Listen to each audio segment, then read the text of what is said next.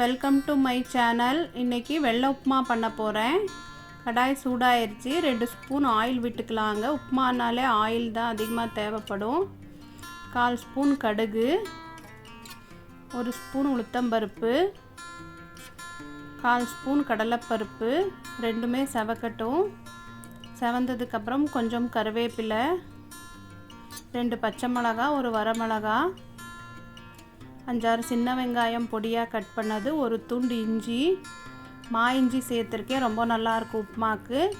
பாதி கேரட் பொடியாக கட் பண்ணது, கொஞ்சம் கொத்தமல்லி தழை, எல்லாமே நல்லா எண்ணெயிலே வதக்கி விட்டுறலாங்க.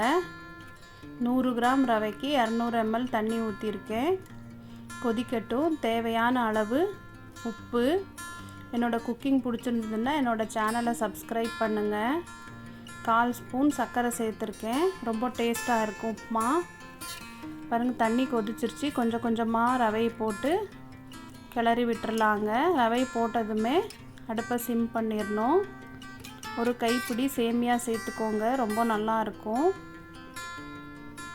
சேமியா சேர்த்துட்டு நல்லா கிளறி விட்டு சிம்லேயே இருக்கட்டும்.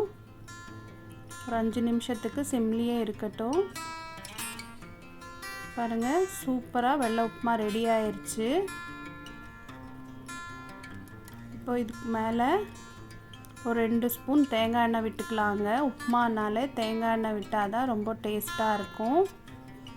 எங்கள் வீட்டில் இன்றைக்கி நைட் டின்னர் வந்து வெள்ளை உப்புமா, லெமன் ஊறுகாய், சர்க்கரை, தயிர் வச்சு சாப்பிட்டாலும் இந்த உப்புமாவுக்கு ரொம்ப டேஸ்ட்டாக இருக்குங்க. நீங்களும் ட்ரை பண்ணி பாருங்கள், டேஸ்ட் பண்ணி பாருங்கள்.